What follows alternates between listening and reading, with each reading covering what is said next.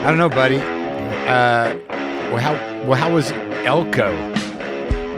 What is that? Elko, Nevada? Is there an Elko, California as well? I don't think so. Elko, Nevada. Where is it? So you fly into Salt Lake City. Yeah. And then you drive 3 hours. It's the upper northern end of Nevada. Yeah. And, it's kind of cool when you first are there on the drive because it's like an I-5 type of drive, just straight, nothing but beautiful mountains. You go through the salt flats, the Bonneville salt flats out there where the racing is. Yeah. The Fastest Indian, remember that movie? And I'd only done that when I was a kid. My mom had some wild hair we're going to drive to Denver and go see her friend that moved out there. How old were you then?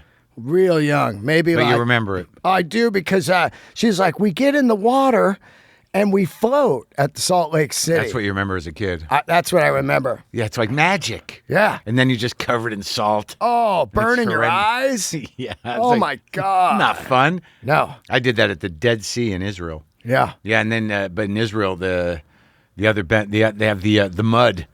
Oh. The spiritual mud? Spiritual mud. Yeah. Yeah, the healthy mud. Yeah. So you float in the fucking horrendous salt water that has no life in it.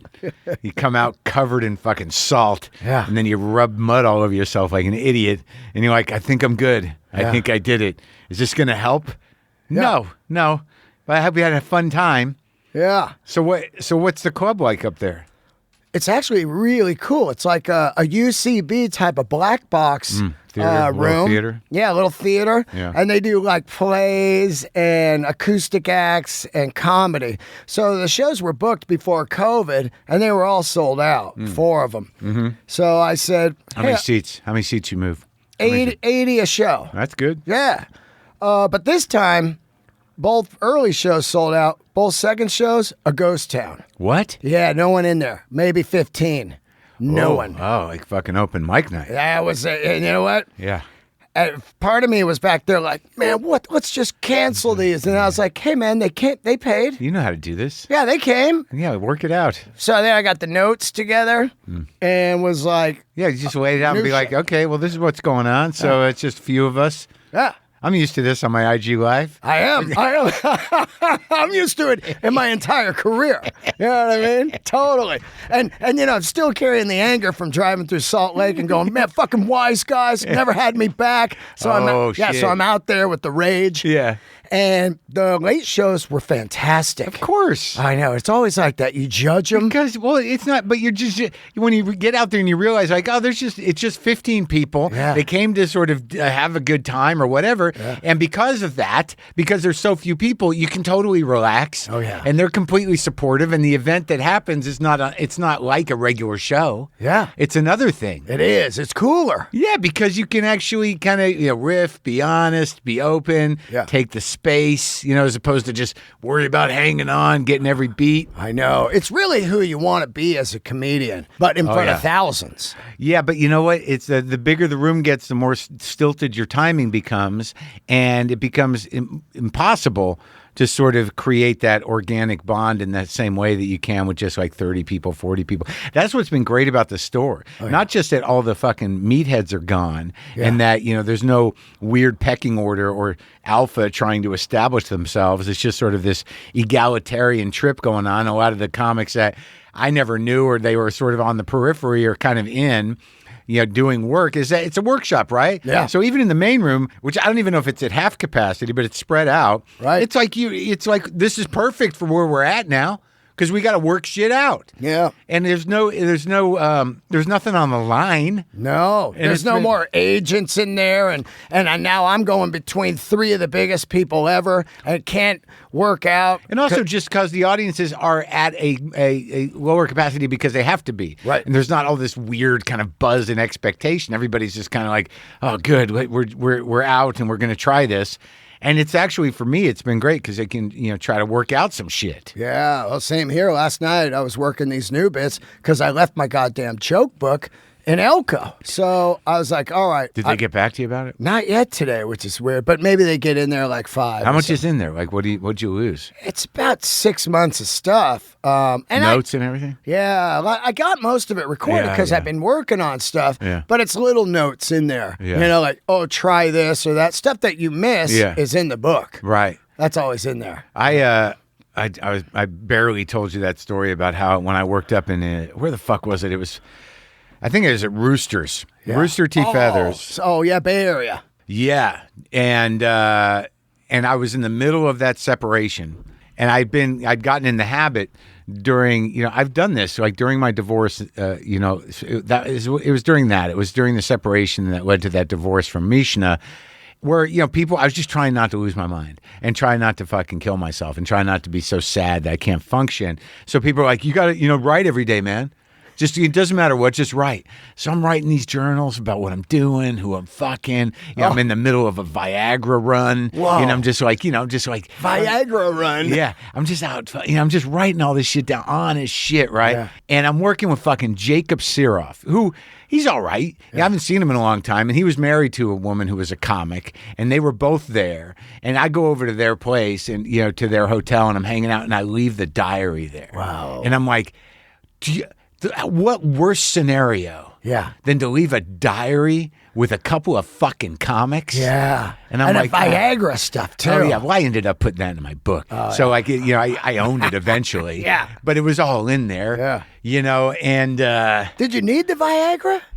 No, I just wanted to be able to fuck without being concerned. Oh, at what age were you at the time? But it was like, I was in my 40s. I just I didn't want to, it was like, I just wanted to have sex without worrying about, like, do I like the person? Oh my God. You know what I mean? Yeah. Like, get whether I'm that turned on. It's just like if somebody wanted to have sex, I want to show up for it without any sort of reservations or insecurities. That shit work? Of course. Yeah. But it's gnarly. Heart beating like cocaine type of shit? A little bit. Your face gets flushed. Ultimately, I don't think anybody really needs. I used to do a joke about that until I saw Shandling do a similar joke. It's like, the punchline was maybe it doesn't want to go in there for a reason. So. It's like Gertie, man, when she's at the store. Yeah. She does not want to go through that door. Yeah, she can feel the demons. Oh, yeah. Well, if she had some sort of doggy Viagra to go into stores. In the comedy store? Yeah. She can feel. So That's exactly what your dick feels when it doesn't want to go. There's demons. Yeah, it's demons in there. But no, I just got into the habit of it because I didn't want to think about it. Right. Because ultimately, I don't think anybody really needs that stuff. If you tell people what you want, or you kind of do it the way if you're not trying to be performative. Yeah. And I've never been a guy that's sort of like straight out of the package. Oh yeah. Well, I think it's mid. Take a minute. Mid relationship is when it goes bad. Yeah. I'm doing a bit right now where I'm saying, like, when you're young and you meet the person, you just fuck like 5 times a day. Yeah. And I'm like, you gotta do it once a week or so because you're gonna be out of fucks.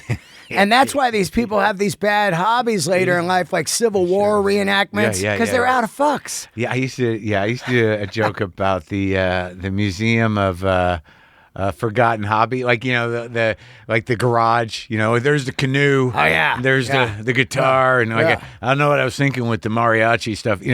I can't remember what. I did a bit about that, where if you want to sell anything to a guy, you just say, "What are you, a pussy?" And then they buy it, So their garage is full of shit where they didn't want to look like a pussy. Right. Jet skis, Harleys. Well, my joke is more along the lines. It's like in place of sex or, happiness, there's just this, all these stuff they tried and it didn't stick. Yeah. And now it's just this reminder. But I agree. 5 fucks a day. I've never 5 a day. Yeah. If I do 2, it's sort of like, we're going to take a week off. Yeah. Well, I also it's a two-way bit with me, out of fucks or out of things to do, because there was a time before I started comedy. Right. And this was really a true story where I felt like I was out of things to do. I had done it all by 44. I've been everywhere. That's interesting. Yeah, because you toured with Jacob and the Stones. Yeah, and I just kind of, and also just, had all these different lives, like music and then, BMX, just different phases in your life. And I've seeked everything out. And then one day I was like, God, I kind of did everything. Yeah. I shark dived. I remember I told this guy, he's really wealthy. I said, dude, you got all this money and you don't do shit except stay at home. If I had your money, I'd be skydiving. I would be diving with sharks. I would be in Japan. Would you be? But I did it all. I went and did that and later on a song. Yeah. I mean, how many times do you need to do it? So, that's the problem. Right. It's like, you did it all once. Yeah. Right? But, I mean, some people, I guess, do these things many times. Yeah. Like birds, like up in that helicopter, it used to be all the time. They just get hooked on it. Yeah. But I'm the same way. I haven't skydived. I don't know why. Yeah. But, I mean, there's part of me. You know why? Because the only reason to skydive is on a dare. It's like, how don't you want to try it once? Yeah. I don't know. Yeah. Do I? Yeah. It's like kicking some guy's ass. I've never fucking punched a guy in the face. Why not? Yeah. I don't know. I was always more diplomatic than that. Yeah. But do I need to do these things? Do I need to jump out of a plane and punch a guy in the face before I die?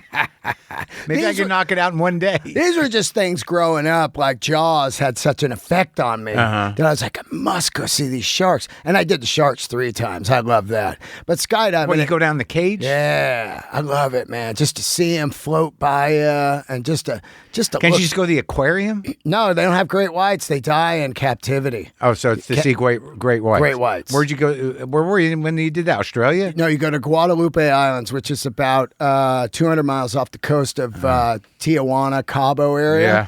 And it's where they mate every year. Nobody's ever got footage of them mating. And it's there's no great white shark porn? There's no great white shark porn. No great white shark fucking movies? Whoever gets that fucking footage is going to be a billionaire. I don't know. He's just going to be very popular in the aquatic research arena. Or on Instagram. Yeah, maybe. But it's where they filmed the original King Kong in the 30s. Oh, okay. The Guadalupe Islands. Okay. And what was weird to me was they fucking took boats out there and filmed this movie and lived on this island with this fucking, fake monkey. Yeah. I'm like, dude, you're out there. I just read a book. It had a talk about a movie set when they were making Dr. Dolittle in some Caribbean fucking island. It sounded like a disaster. Oh. Everyone was getting eaten alive by bugs. But I guess maybe you're obviously more adventurous than me because I don't feel like I've done everything. Yeah. But I do feel like I've done most of the things that I want to do. But then I think, like, what am I, a puss? Am I supposed to be? What am I supposed to be doing? Well, you're a different animal. Yeah. You know what I mean? You're like the neighbor kid that I had that was kind of nerdy, but we hung and bonded over like film. Yeah. You know? I don't know if I was ever really considered a nerd. I was awkward, and I did, I think that I want to do things, but I need to be sort of pushed along. Right. Like, I know you do. Yeah, like when we were going to see the Stones. Yeah, you're like, Canada. Yeah, the day you're like, dude, there's going to be traffic, the parking, like, it's 2 hours away. I'm like, what are you, out of your mind? Yeah. What are you going to do, stay here? Well, that's just it. It's the same with travel. Like, once I get to the place, I'm good. Yeah. But, leading up to it, I'm just full of dread and like, what's the point and whatever. And my father, like, he's the same fucking way. Now he's an old man who sits around and says how bored he is. Yeah. It's like you can do whatever you want. It's like, what do I want to do? Yeah. So you're bored and you don't want to do anything. So I don't know that's quite a problem. Well, it is a problem, I believe. I believe sure. That's what was happening to me before comedy. Right. And then I stepped on that patio at the store and it was like, oh, holy shit. It was like the day I heard, Kiss or something. Oh, yeah. I was like, oh, my God, this is it. So. Yeah, I was trying to think about stuff like that. I was talking to Kit the other day about just like, we're listening to the Replacements. Oh, love it. Do you like them? Oh, yeah. The best. Oh, God. So good. Like, how did that band not happen? You know what? In a big way. That whenever I don't have things going on, I go, what about the Replacements? Yeah, right. They didn't have shit. They're way better than me. Yeah. You know? Yeah, well, they definitely got a following. Yeah. And people no one doesn't respect the Replacements. Right. But, she had never really heard them, so I was playing her that song, Here Comes a Regular. Right. And I got weepy, and she got weepy. I know, right? And I'm like, I've been a regular at a bar. Yeah. Do you remember being? I love that. Do you remember being a regular at a bar? I had a tab at a bar. Which one? I was in the Upper Haight Murray's Trophy Room. Oh, really? You just go in, you drink all week, Yeah. and then you pay on Friday. It's just so weird that like it's been so long since I've had a drink, but to go to a place where it's like what do you do there? You hanging out with friends? No. Right? Yeah, maybe. Yeah. But I'm drinking. It's just where I drink. Yeah. And you do it 2-3 days a week, at least. I was so into it because of Barfly, and I was engulfed in Bukowski. Yeah. And the day drinking and the jukebox. The jukebox was my life, man. And that was at the time like Soundgarden and Tool were hitting. Yeah. And Monster Magnet. I just had the guy on from Monster Magnet. And these tunes were on and you're shooting pool. And in your mind, you're like, I'm the hustler and I'm Bukowski. They had a better run at it than me. I was like, I remember the when I was at my worst with being a regular, I was working at a restaurant. I was telling Segura about this. I was working at a restaurant called Matt Garrett's in Brookline Village, and there were 2 color polo shirts. There's a green and a red, and it said Matt Garrett's on there. And you had to wear a hat, and you were able to pick your own hat and maybe a little flair of some kind if you wanted. And I was a waiter. I was the worst waiter in the world. But I used to work these day shifts, on weekends or even weekdays because I wasn't in college at the time and I was trying to do comedy, right? So I worked a day shift and make like $40, $45 in tips. Then I just change out of my shirt and sit at the bar at that place. At the place at your work. And close it fucking down. Oh, so you're giving your money right back to where you work. I get a lot of drinks for free, but the money go right back. That's like when I painted houses. Yeah. The boss was a Coke dealer. Oh. So he would just front us all week, and at the end of the week, we would have no money. I was like, this guy's a genius. I swear to God. He'd go, yeah, so I owe you like $30. And you're like, what? He goes, well, you got 2 8-balls during the week. And you're like, what? Oh, I swear to God that happened, man. Oh, God. It's funny you bring up the jobs because I was thinking while I was in Elko, it's 20,000 there. Yeah. And they're all gold miners. Still, right now. Is that still a thing? I guess it is. Huh? It really is. So, like they go panning? No. What they do is they go deep into the earth. With what? A drill? Yeah, they go down into this thing. And so these are companies. These aren't just like bearded prospectors heading up into the hills with a pick. I'm sure it was at one time. But are they getting gold out of the mountain? They got $500 million this year so far out of the mountain. $500 million. But now are all the what do you call it? Is all the plots bought up by corporate Canadian companies? Just drilling away. Yeah. And I had first heard about pulling out this. the nuggets, pulling out rocks.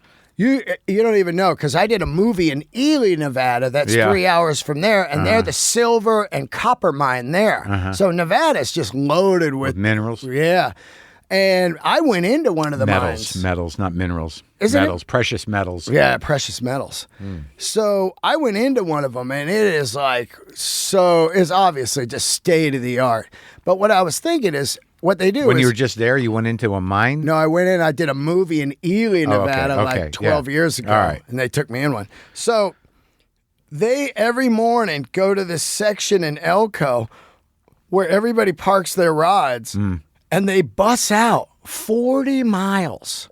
40 miles. Yeah. And they work 4 days on, 10-hour shifts. Yeah. And all I kept thinking was, man, that is brutal. Yeah. Everyone in the town works in the mine or the restaurants and the hotels and grocery stores and the casinos. There's like 3 casinos. There's these 4 really weird brothels. Oh, dude, it's weird. This is like it's sadness. It's like a new version of the Wild West. It sounds like McCabe and Mrs. Miller, where it's just like there's some whores for the miners. It's like No Country for Old Men. And there's a country like a company store, which is basically the casino.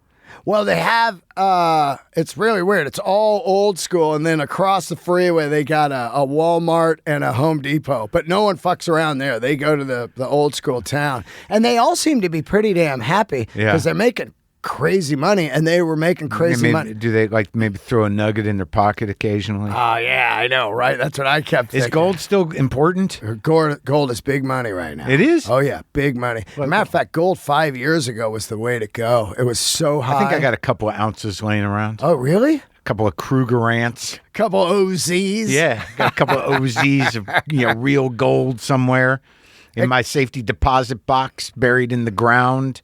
These guys were cool though, man. Yeah. I was hitting them hard with the hats, the red hats comedy. Oh, yeah. You know, ooh, man, lighting them up. And they were down. Oh yeah. Yeah, they were down. Oh yeah. No, it's not Trump land up there. It is totally, but they were down with it. They weren't like angry. You know. Oh, that's good. You know what they did, Mark? They did this 3 days before I got there. They constitutionalized their town. Yeah. Meaning they voted the entire town. Yeah. That the government cannot tell them anything to do. They only go by the Constitution. Yeah. You can't tell us to close our shit. You can't tell us to wear a mask. You can't take our guns. And they did this by a massive vote. Yeah. And they're one of the only cities, I guess, that did this. Well, we'll see. Yeah. If no one's pushed back with a lawsuit, then no one gives a shit. I mean, I wonder if that would hold up in the state Supreme Court. Who knows? Yeah. But good for them with their little rah, we're not going to get vaccinated trip. These fucking idiots. Because it's just like, all these people that were fighting for their freedom to spread the virus like a bunch of fucking children, in the name of patriotism, did nothing for our freedom, did zero for our freedom. The real patriots are the people that were grown-ups, got vaccinated, and pushed the virus back so we could all go back to work. And these whiny bitch people who would not take the vaccine are just sort of like, see, it's okay now. Fuck you. Fuck everything you represent. You did not. You did nothing for our freedom. I love it. I love it. Hey, Dark Fonzie 4. The guys talk politics. I love it, though. I get it. It's not even politics. It's literally rational Science. behavior. Yeah. It's just sort of like, why? This is the hill you're going to die on? Yeah. There is no iron lungs anymore. There's no measles anymore. Yeah. There's no fucking, mumps anymore. It's like, it's been around forever, stupid. Yeah. And the only reason we can go back to work is because people got vaccinated, and you guys can just stew in your shit and call yourself patriots because you're too much of a child to get a shot. I think there's some kind of weird thing that people think like. Oh, and you didn't get one, but Right. you have your reasons for whatever they may be. You're pretty sure you had it, and you just. I had it 100%. Not pretty. You keep saying pretty sure that I was deadly ill just because I didn't call you because I know you'd be like, what the fuck? I got my own shit going on over here. Oh yeah. I'm not gonna I call knew. you. I remember when you were deadly ill. Yeah. Yeah. I'm not gonna. I'm not going to judge you, Dean. Yeah. But I knew it was real. You know what I mean? I knew it was real when you and I were on that plane and that woman guy- was looking for her husband in the bathroom. I remember that. Like, and he was sitting right across from me. Yeah, and you go, oh, fuck. Here's her exact words. Jim, are you in there? Yeah. And she came in the bathroom, and you and I were like, whoa, what the fuck's this lady doing? And she goes, my husband, he was has the seriously flu. ill Yeah. on the plane. I'm worried about him. Have you seen him? And you looked at me and went, that fucking guy was sitting next to me. Yeah. And I was like, oh, no. Yeah. And that's, You think that was it, huh? I think so. Yeah, because then we were just, Oh, my I was God. crazy sick. I was talking to I haven't thought about booze in a long time. Do you remember Oh, yeah, booze. Well, I mean, I was thinking about when I was at that restaurant and I was drinking Manhattans. Yeah. And a Manhattan's a martini basically with bourbon. Oh, I It's never just- got into that. Well, martini, the only thing about those drinks, like martinis and Manhattans, if you put vermouth in those hard liquors, they don't have no bite anymore. It's like drinking water. Oh, wow. So Manhattan was just basically bourbon with a little vermouth, and it took the total edge off, and you could drink a gallon of fucking bourbon. Oh, man. What were your drinks when you drank? I have specifically the exact timeline of drinking. I first start with Budweiser in the bottle. When you were in high school, you mean? Yeah. Or junior high? Yeah, I only drink the bottle. I couldn't stand beer in cans, and I barely liked beer for a while. I was like, gross, because I was drinking different ones. Coors, no. Right. And, some people were the Coors people, and the other people were the Budweiser people. Oh, my God. And then I'm cruising on that, and then Red Hook comes out, and I'm absolutely on tap. Yep, and Pint. they're serving that all over the hay. Mad Dog in the Fog. Yeah, Mad Dog and the Tornado. Yeah. They all have Red Hook. Now I'm on Red Hook, and at the same time though, I'm drinking Stoli At first, it was Stoli and orange juice, but I was getting serious, screwdrivers, serious heartburn from it.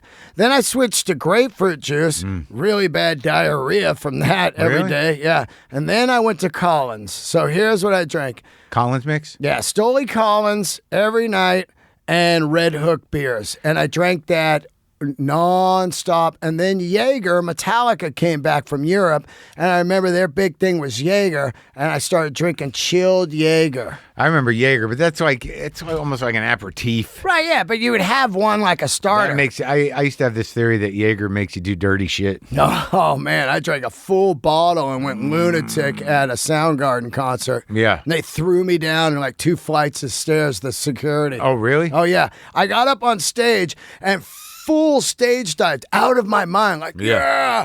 And they said, if you do that again, you're out of here. And I got right back up there and dove off again. Shit. They grabbed me, and it was at the night, it was at, what's the name of the club? It's on the Haight Street, and it has a long stairway, right? I-beam. And they threw me down that fucker. I can't believe I didn't die. You were Jaegered. Yeah, and then I went right around the front and got back in before they could get there with my handstand. You were that guy. Like, I'll show them. Yeah, it's like you're like fucking Sammy the Kitten. Yeah. Just keeps coming. Oh, yeah. I guess my line, I used to, when I was in junior high, or when did I really start? I think I started drinking in earnest in high school, but I always found beer too filling. Right. And I knew that like Skinnerd and Keith drank Jack Daniels. Oh, yeah. So I would get these half pints of Jack Daniels. We'd always get the dudes to buy us booze. Yeah. Who the fuck Isn't were that those weird? guys? Dude, I was trying to work a bit on that. You'd stand out in front of a liquor store. Kids. And you go, hey, dude, do you buy us some booze? Six of Heine's? Yeah. And sometimes they go, give me $10. Sometimes they'd steal your money. But they would do it. And I was Grown like, people. No fucking way would I do that right now. And where I grew up, we had our driver's license at 15. So we were 15 years old in cars. Yeah. And grown people. Yeah. Could you get us a 6-pack? And they would do it. They would do it because you know what it is? Like, I don't know that those people are evil, but all they were is sort of like, I remember when I was a kid. Right. That's where it comes from. Yeah. I remember when I was a kid. Yeah. So, these alcoholics are like, I started like you. Yeah. But we're driving around shit-faced at 15. Oh, yeah. But I would always, I was a drag because I would throw up, dude. All the fucking time because all my buddies are drinking beers, they're pacing themselves. Yeah. I would do these shots out of a half pint of Jack, which was terrible. Terrible. And then chase it with beer. Do you remember flaming shots of Southern? Did you ever do that? No. Where you get a Light it on fire? Yeah. You get a capful or a shot glass of Southern, Yeah. light it on fire. That shit was nasty. You remember throwing up on Southern Comfort? Did you ever drink Southern Comfort? Let me tell you, I threw up on Jack Daniels. That's why I didn't even bring it up. So I got the Jack Daniels. Yeah, I'm going to be Bon Scott. Right. And I go see Eddie Money. Yeah. And I get a Jack Daniels, and I'm supposed to do Jack and Coke. And they're out of Coke at the liquor store. I'm like, how are you out of Coke? So I buy root beer. Ooh. I pour half of it out, and I pour the fucking booze in there, and I drink it. Yeah. And me and my buddy Eric Wettenkamp are in watching Eddie Money, and I projectile vomit some of the worst ever. Just, and then I'm so fucked up, I'm on the street laying on the ground. I can't, to this day, drink Jack Daniels, smell it, nothing. To this day. Oh, that was it? To this day. That was it. Oh. Yeah, I used to throw up a lot. They used to, and my friends would be like, it would happen, and they wouldn't just continue their evening. Like we'd go to a party or something. They'd throw me on the lawn next door. Just toss them over there. Pick me up when they came out. Like apparently one party, someone ran in and said, "There's a guy dead on the lawn next door." And I remember I threw up in my buddy Chris's Maverick, and he just wouldn't clean it up to teach me a lesson. I'm like, dude. It's your car, stupid. I get it. I'm sorry. Yeah.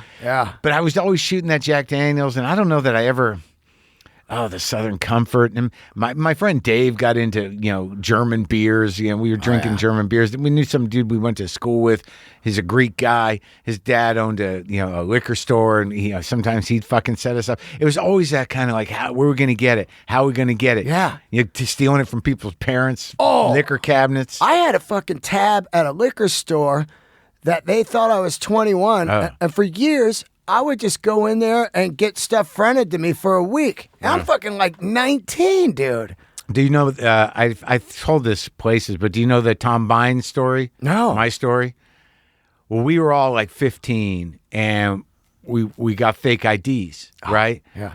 But it was this guy would show up at party, and the way it was done is he had this giant cutout of a New Mexico license that he made. Right. And he figured out the distance you stand away from you with a Polaroid, because all those are done on photo paper and laminated. So he made this giant license. Wow. And, he'd know where to stand and take the picture and then cut it out and you go get it laminated. But he couldn't change the name on the license.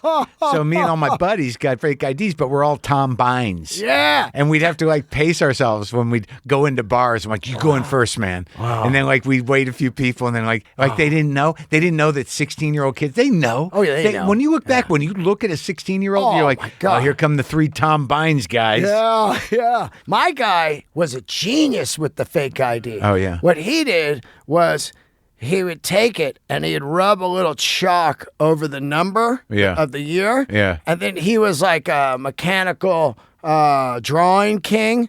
And he would draw a new number over the chalk, and then you would slide it into your wallet so they couldn't touch it or anything, and it would look just like the ID. But if the guy took it out, he could wipe it off, and you'd be fucked. Oh, yeah. Or yeah, you'd yeah, ask yeah. you your horoscope. Yeah, if you had a fake ID for somebody else, your photo over somebody, you go, what's your sign? You go, Scorpio? All the memorizing you had to do. Oh, all of it. Just to get in there. Just to sit in a dumb bar. I know. Just to sit at the Hog's Breath Saloon.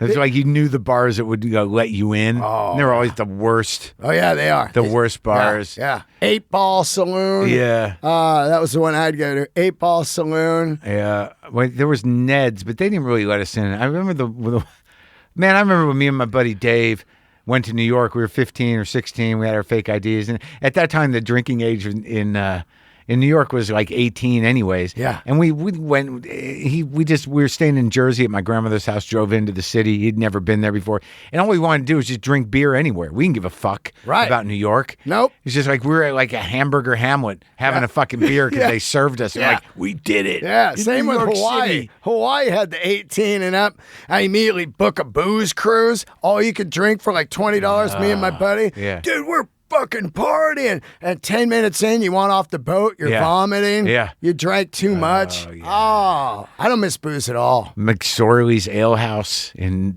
New York, where you get the black and tans. Yeah. And you it was terrible. It's just a shitty kind of Irish bar. They just served 2 beers, a light and a like a stout. Yeah. And you'd like hold two mugs of it, and you'd pour like one over the other. Oh, and whoa, like a black and tan thing? Yeah. And then like drinking with the Coke. Oh, dude, man. But yeah, I guess I went through a lot of different things, a lot of different boozes. Yeah. I remember when I was pretty down in the fucking rut, after college, like after 84, the summer of 84, when I first tried comedy. I'd done a team thing with Steve Brill. We'd done a few gigs, but I think he graduated, and I was stuck in Boston working at this deli and just drinking and doing open mics. And I quit. I did them and then I stopped after that summer and waited till I graduated to start again in 87. But in 84, I was probably 19. And I would just sit in this fucking apartment where I had this room that was supposed to be like a porch. Yeah. And it was hot. It was summer. It was muggy. And I just remember buying a gallon of fucking Smirnoff. Oh. And all of the fixins for Bloody Mary, like horseradish, Worcestershire, and I'm like, I'm just going to figure out how to make the perfect Bloody Mary. Oh. And I was just like saturated with liquor. It was just like vodka sponge. It was so fucking pathetic. Booze. But the stuff I've committed to, though, I definitely went through a gin thing, like Really? high-end gin. Yeah. Yeah. But it was mostly vodka, and I remember like Stoli was the shit. Oh. And then Kettle One was Kettle pretty One. good. Yeah. I never really... Absolute. Absolute was big. Absolute. Yeah. Absolute and Cranberry, man. Absolutely, dude. That was it. It was crazy. And then a lot of times I had no money. Yeah. So we'd get these Kossoff. Schmidt's Sport Pack. This beer, Schmidt. Oh, yeah. 18 for $2.99. Oh, and you drink them all and not get a buzz at all. Wasn't there a fucking beer like red, white, and blue or something? And I remember in college it was Jenny Creams, Jenny's Ale. Oh. But Hoffenreffer, that was the cheap one in Boston. Hoffenreffer. What about Coming Lucky? And had the I don't puzzle know. underneath No, it. I don't know that one. Remember that game Yeah. where it had like a wrench Yeah. and a nut and a squirrel, and you'd have to figure out the puzzle? Oh yeah. Yeah, it was. I remember that. It was like it was in the under the top. Truth or Consequences Yeah, or something something. like that, yeah. Yeah, so it was under the top. You'd get it, and then I'd flick it. Flick you know, it. I could flick the I don't know cap. if I ever got to the flicking. Yeah, I could Yeah, flick just a lot of booze, and like right towards the end of it, like right before I cleaned up, I was just starting to appreciate Scotch. Oh, I was getting sophisticated. Yeah. I don't miss booze at all. Do you miss it? No, I don't miss it at all. And then later in our lives, never think about it. It became so much money. I It's have like, no idea what people spend. dude, these guys are at the bar, right? And they're like, dude, I spent $400 tonight. Each drink's like $20. Oh yeah, if you go out with somebody who drinks at a restaurant, you're like, what the fuck happened? Like when I go out and eat, you know, if you spend like $100, you ate a lot of food, Right. Without booze, Right. But if you drink, you get $200-$300 easy on a nice place. These guys getting a bottle of wine or two, and all of a sudden they're like, we're in $850, and I'm like, I'm not putting in on that. Sounds like that Chris Spencer bit that he never finishes. What was it? It's just about Kevin Hart going out to dinner with Kevin Hart, and they're at Mr. Yang's, or what's that place called, Mr. Chang's? Mr. Chow, love Mr. it. Chow, yeah, Slippery shrimp.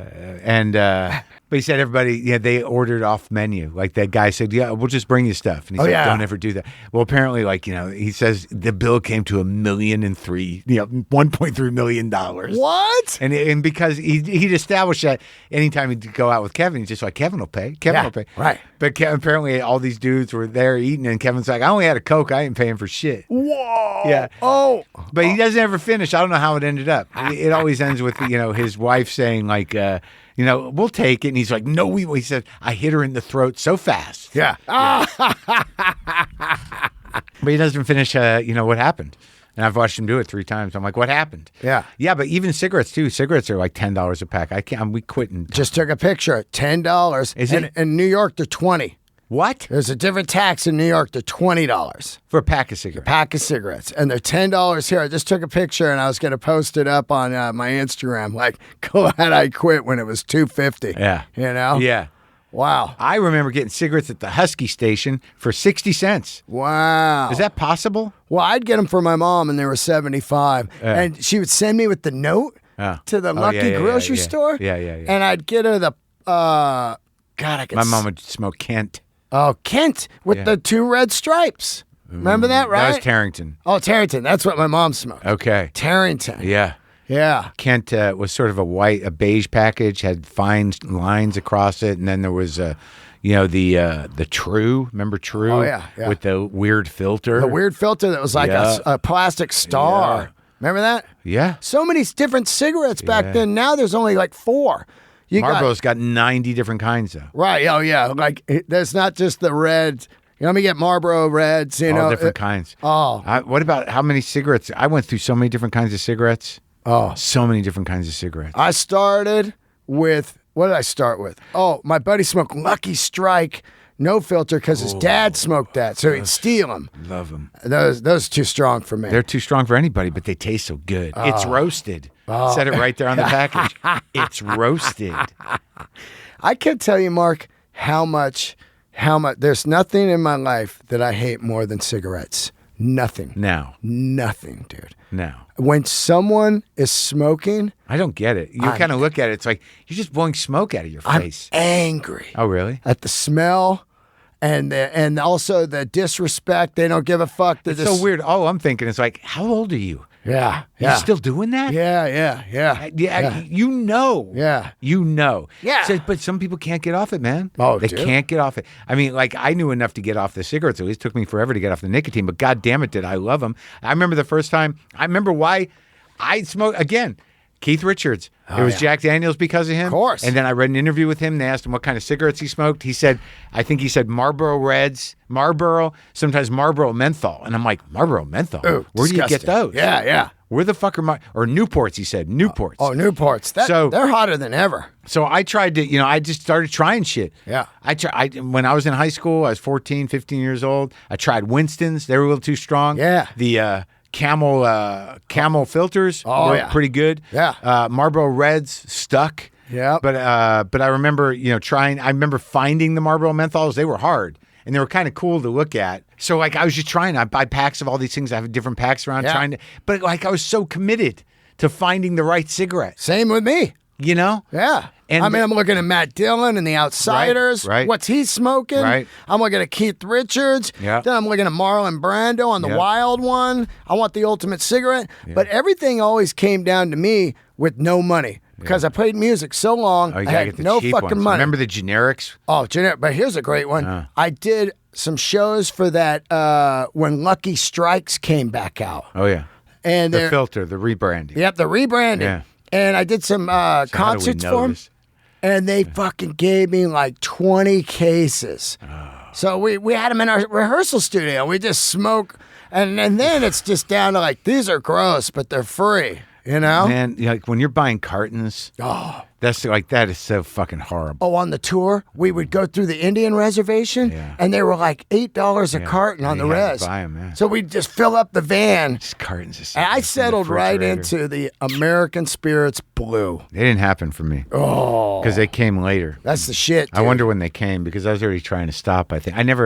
They always, I liked them okay, but I have tried every fucking cigarette. I rolled my own with the drum. Oh, yeah. I've rolled buglers. Yeah. When I was in rehab, there was a dude, Milo, used to smoke the Lucky No Filters, so I thought I was him for a while. Yeah. I was buying Lucky No Filters, couldn't hack it. I bought Camel No Filters. I was mostly a Marlboro Red guy, but then like early on, I was like, fuck, I'm dying, so I'm going to smoke Merits. I smoked Merits. I smoked Merit Blues. And then I smoked Marlboro Lights for years, Camel Lights. Oh, man, I can't believe how many different kinds of cigarettes. Balkan Sobranis in the tin. I remember smoking, like when I saw the original Breathless. Yeah. Then I'm like smoking Gitans from France, Boyards from France. Boyards are these big fatties, these big fat cigarettes with a yellow paper. Man, those were fucking harsh. Now, I'd smoke Export A's in Canada. Oh, yeah. Rothmans. You remember Rothmans Oh, from yeah. Canada? Rothman, yeah. And then here's another thing. Cigarette nostalgia. But then you get into this. I need the cool lighter. So now you're on the Zippo thing. Yeah, popping that Zippo. Yeah, you can snap it like that. Get a brass Zippo. Yeah, the brass one. Yeah. And then you get into, this is when I got into vintage ones. You see the way it's spelled Zippo here? Yeah, This is from the 50s. Of course you did. But then, exactly. Yeah. Then I got into those ones that had the dice inside them or a naked lady. Oh, yeah, they were clear, and you press a button on the side for the lighter fluid. Yeah. And then I got collecting those. I had a house of those, like going out tonight with the four-leaf clover one. Yeah. But then I always get to the point where I'm like, I'm just going to use book matches. Oh, never. Me, I love the lighter. Yeah, I like the lighter. Matches had a taste. But I settled on Bics. I've had a couple Zippos in my time, but yeah, I was like, fucking fine, man. Just give me, I need the fucking nicotine. That's what, I remember like when I first got into weights, I'm like, got to get those old golds. Oh, yeah. Worst cigarette in the world. Oh. Terrible. Pall Malls. Big, long, no filters, but a good flavored cigarette. That was a good cigarette at Pall Mall. Dude, I love Tom Waits, man. Yeah. I can't stop. I started with Waits on with Nighthawks. Right. That's how I got into him. Did you have him on the show yet? Nope. I haven't either. Have you tried? He don't do much. I know. It's hard to get him. Yeah. But I got that in that box of records that, I got from that record store next door to the Posh Bagel where I worked. It was like all these records in R&B record store. They didn't play that shit. And Nighthawks at the Diner was in there. So this is probably when did that come out? It was probably 77. Right? Yeah. And I'm like, this is fucking insane. And then I got all the other records. I had to replace a lot of those. I don't know what happened to my original Waits records, but they're kind of expensive to replace. Like 30, 40 bucks. Yeah, they're money now. Not huge money, but 40 bucks. Still. Yeah, it's like Brian Eno, too, 40 bucks. You hear the new Danny Elfman? I interviewed him. Oh, shit, you did win. Oh, yeah, it was great, dude. Oh, when? Is it Last out yet? week, yeah. Oh. It was big. It was the a big episode's interview. out? Yeah. Oh, I got to listen to it. How great is this I was wondering record? because you Instagrammed like the record and you're like, what's the podcast? I'm like, this guy's just jumping on my shit. Oh, no. I didn't know.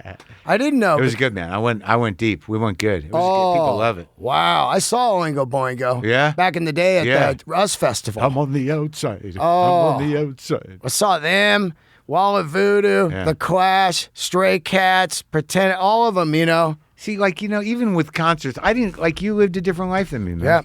Yep. I mean, I went when I was a kid, but I didn't live it. Like, what was the first concert?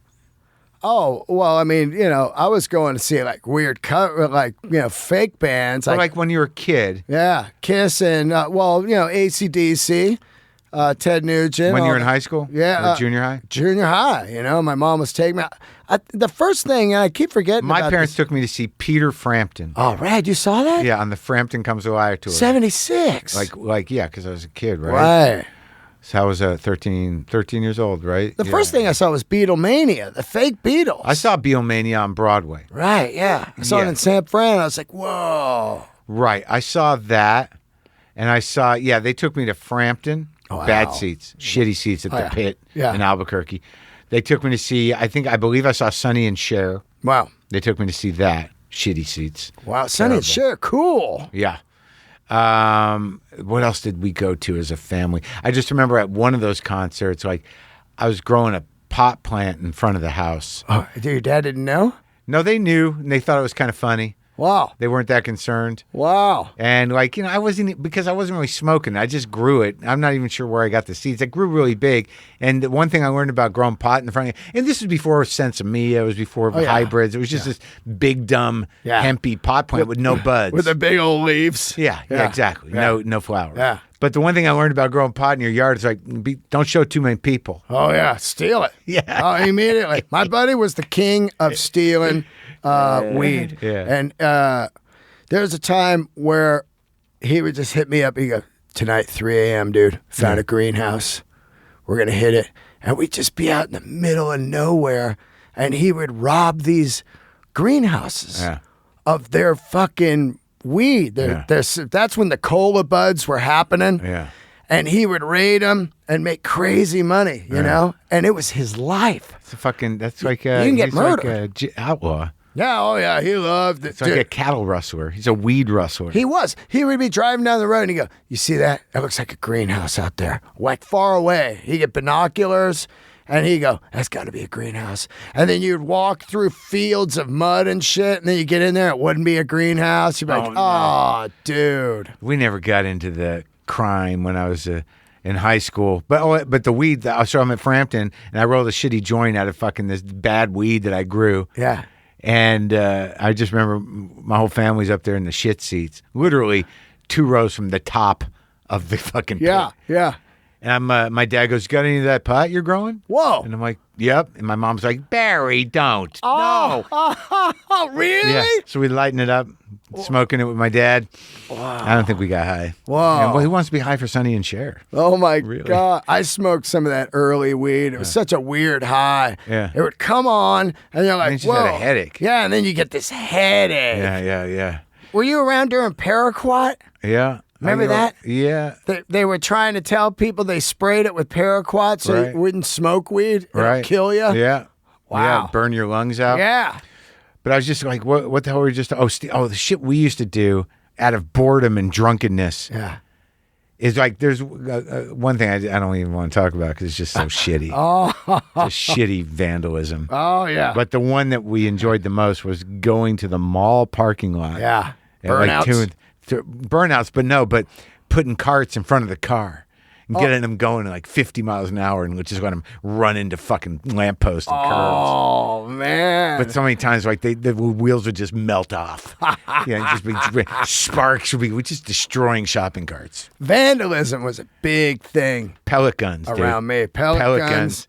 Boy, what pellet guns could do to a fucking car window. Oh, my God. What a great sound. Oh, yeah. Just, yeah, instant like, Best. how about this? We used to go rocking. Huh? So you're on your BMX bike, Yeah. riding fast through a neighborhood, and you just throw rocks at the house. Rocking, dude. Dude, I'm not kidding you. We'd throw rocks at the house. Why? Just adolescent frustration. Assholes. Just terrible. Oh, the yeah. pellet gun was the worst because you could just go down the street just like. I love pellet assholes. guns. Growing up, I loved them. Phone man. booths. Phone booths, anything. man. Dude, I shot everything with a pellet gun. I shot everything. I remember one time I shot a blue jay, and I felt horrible the I rest had of my the life. I never did it again. I'd had the same experience with a pigeon. Never did it again. In a barn. Oh, I was with this dude Cody. Yeah. I think it was a pigeon or a dove. Yeah. And I hit it, and then it fell, and I've not fully recovered. from same with me. I remember exactly what happened. It was on a wire. it. Yeah. Big old beautiful blue jay. He's up there. yeah. And I just aimed, boom, and I saw the feathers come out of him, and he just fell off the wire, and I felt horrific. Right now, I feel horrible from it. I feel horrible. Like I could never be a hunter. Yeah, no, it was never. I couldn't either. Yeah. But I shot a lot of different kinds of guns, but I can't. And it's like putting an animal down, but that's a different thing. Just shooting something for no reason. I can't do it. We used to take a BB gun out though, Yeah. and fucking shoot those giant. In New Mexico, you had the giant grasshoppers. Oh, wow. You know the ones that were like 3-4 inches. Wow. And they'd just be all over the place. I'd and you do just, that. Yeah, just shoot the fucking heads off of those things. I'd do that. Yeah. I had no remorse about that. Yeah. But like I can't take it. The other stuff, the bird thing, I couldn't take. Some people do it and they don't. They just don't. I can't do it. I saw fucking 2 deer out here on the street, man. Whoa, in your neighborhood? In the house, the lawn across the street, 2 full-size deers. Wow. Saw him once, like 4 nights ago, and I saw him again last night at night, just walking through the neighborhood. Deers. That's crazy out crazy. here. Deer. Like, a few blocks away, you got a fucking, grocery store. So, I know. I saw a rattler yesterday on the trail. Oh, I've been dying to see that. Up there where we go? Yeah. Well, how big was he? It was pretty big. It was probably a three-footer. Moving slow, just like making its way, and I was like, I gotta get this on. And I was like sitting there waiting outside of a bush for a rattlesnake so I could get an Instagram video. And Did I'm like, you get him? No, but I'm like, what am I doing? Like I'm a foot away from this fucking idiot. Oh man, those things, and especially the smaller they are, the more deadly. Yeah, I've seen a few snakes up there. That was the second time I saw a rattler. Saw a bunny. Saw a day coyote, which I never like. Wow, Day coyotes. I'll tell you what I saw today. Photo of me side view from the store last night. I got like 8 on. I got to get rid of. Oh, really? You feel that? Yeah, I got to get rid of this. I'm not falling for this, but I am. if you say you are. No, I saw side view. I was like, hey, what the fuck? I've been on sugar detox for almost 3 weeks now. Well, I don't go sugar, but I haven't been able to, Gertie was fucked last week. Haven't been to the gym in 8 days. So I'm like, God, I got to get working out. What are you fucking carbon out on? You know what it is, man? I love that goddamn overnight oats. Oh, I'm hooked on it, dude. That just turns into sugar, doesn't it? Well, it's slow burner, and if you're going to the gym, it doesn't matter because you're working that shit off. Right now, it's like because I got on the sugar detox, and it's like a 10-day thing. But now I'm like, I'm in my 3rd week. It'll be 3 weeks tomorrow because I get stuck in it, and I'm like, I'm gonna ride this out. Yeah. And because I did take off a few, and I can see it in my face, and I'm like, it's coming, man. I'm gonna look like an old man. Oh. But I'm like, I don't give a fuck. And then I'll just binge out. Like I've seen a lot of photos of us over the years, and we've had so many different face sizes. Yeah. Fat Dean looked a lot younger in a way. When you have the faces, when you have the fat in the face, it makes wrinkles. Yeah. But I'm just eating a lot of nuts. Like before he came over here, I ate like fucking just so many nuts. And those are deadly. There's just so many calories. Yeah. But like it's the only carb I'm doing. I know. You got to do something. Yeah. A watermelon too. Yeah. I don't know why it's okay to eat watermelon on this thing. It's probably not as much as I am eating, but I fucking love watermelon. I love cold watermelon. You got any in the house? I do. Oh. You want some? Yeah. All right. I got some cold melon. Yeah. I wanted to read a couple of the reviews, and then we'll get out of here. Let's see what these assholes said. God, it's hot, dude. Mean people. I can't leave the air on. Man. I'm okay. I got to piss, though. Okay, here we go. Yeah. Let's get some of the reviews. What the fuck is that buzz? So. Where's that coming from? That was me. Oh, it's coming from your phone, I think. Yeah. But I'm hearing a little static, aren't you? My ears don't work at all. Huh. Okay, here we go. Okay. So, I want to let everybody know, if you ordered a shirt or the hoodie, they went out today, pre-ordered, which is cool, and they look fantastic. So, and also you can leave a review on iTunes and YouTube. Some of the reviews. I like reading reviews because Mark's like, I don't know. Does anybody care? Is anybody digging it? Yeah. I'm like, dude, they're fucking digging it. Like, I mean, is this on iTunes? Yeah. Okay. So they're digging it more than my regular shows, Sorry. No, I don't care. Right. That's fucking great. You know what I mean? If you do something for a long time and then you try something new and it takes off, you're like, this is great. Yeah. Instead of just going, I'm going to keep doing this thing. You'll fucking love me. Yeah. This is my favorite one right here. Third show's a charm. Wasn't sure about this at first, but episode 3 won me over. Loved all the personal medical stories. For some reason, it's very satisfying to know that Mark and Dean get hemorrhoids and anal fissures, appendectomies, broken bones, and the like. I like the pet talk. Yeah. Keep it up, boys. Yeah. This one is one that made me mad. Yeah. Right here. The calm amongst. Mark is the calm to Dean's storm. I'm like, what the fuck? This is totally the opposite. I love listening to Dean's chaotic rambling, and even better is Mark reining him back in. They're a great pair. I'm like, wait. You think they got us confused? Yeah. I'm like, wait, you got this reversed, dude. This one's great. This is the best podcast ever. Even though Dean always sounds like he has a piece of oatmeal stuck in his throat. My throat's fucked up today, dude. It is? Because Talking.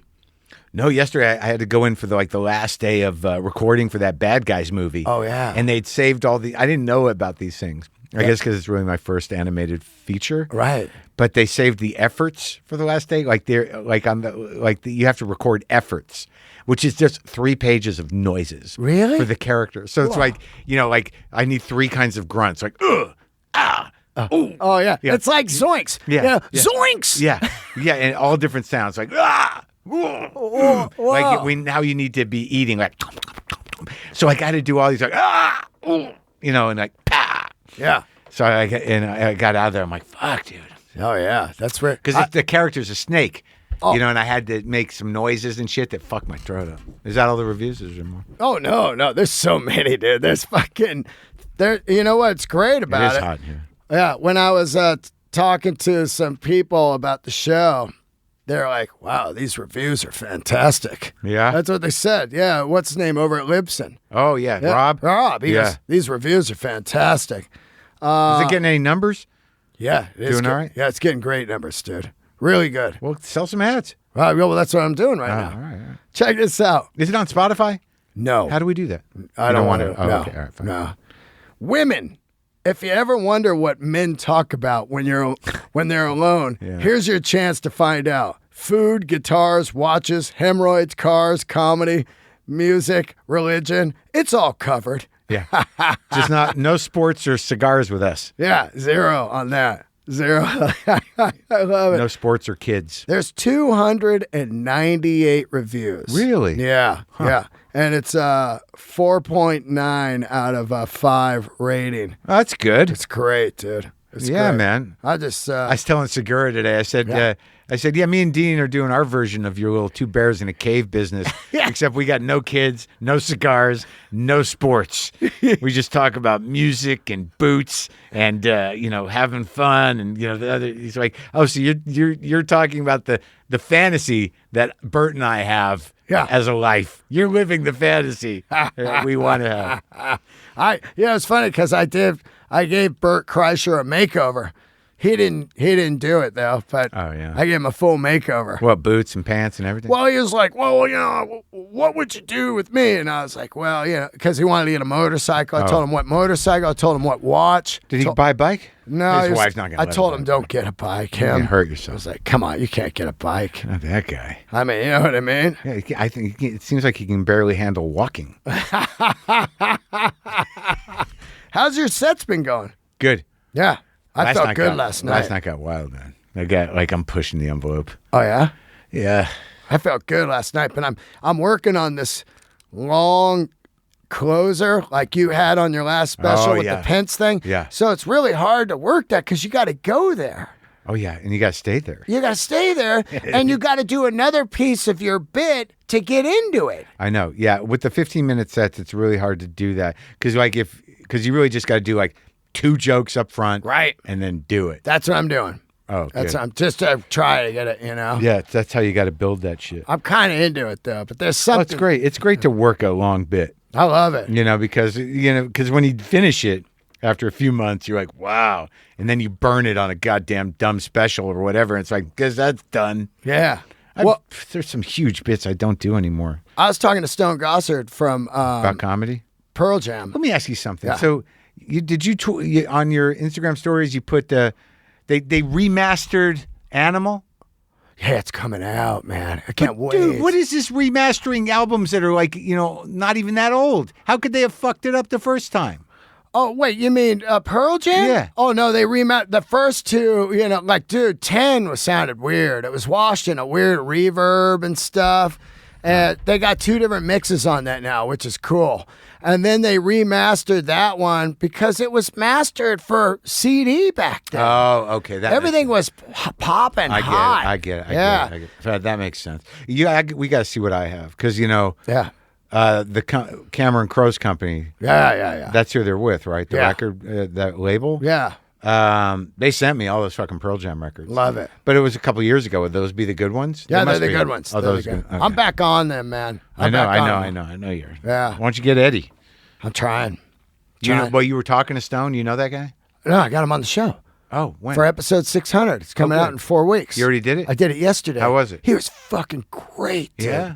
And he's going to get me Mike McCready. Oh, good. So I'm talking to him, and I go, you into comedy? And he's like, oh, man, it's just so scary. You guys are up there doing that shit. It's weird.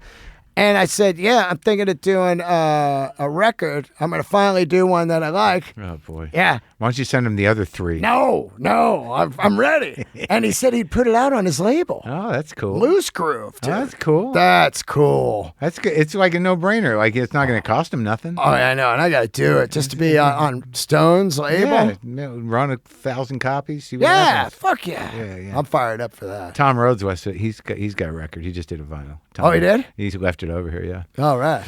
Yeah, it's like one of those things. Like I did my first vinyl. It's so funny. Like who cares about comedy vinyl? But we like to have them. Oh, I did it. Yeah. Yeah. I have a lot of comedy vinyl. Yeah. I don't listen to a lot of it, but it's nice to have a comedy record. Oh, it's so good. Yeah. Oh, I forgot to bring over that Kinnison tape next time.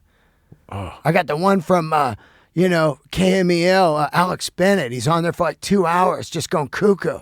Oh. A fan brought me a cassette. Oh, I got that other one. We should fucking burn those out. That's what I'm saying. We got to do this He's shit. on Bennett in the morning? Yeah. Been up all night? Yeah, up all night, 2 hours. I'll bring it over. It's just him and Bennett, or there are other idiots there? I don't know. I haven't listened yet. Oh, there must be but a few. he said it's great. It's got to be a few other comics there because that's the way that show went. Right. Remember? Yeah, oh, yeah. I was talking to Segura about Bennett. Yeah. By the time I moved to San Francisco, it was just 3 comics listening to Bennett complain about his fucking body. Yeah. You told me that one. You're just trapped. You're trapped there. You are. It's like a hostage situation. I'll bring it over. All right, man. So All this is Dark Fonzie 4. Yep. I got to piss, man. Yeah, do it. It's hot. Yeah. All right. All right.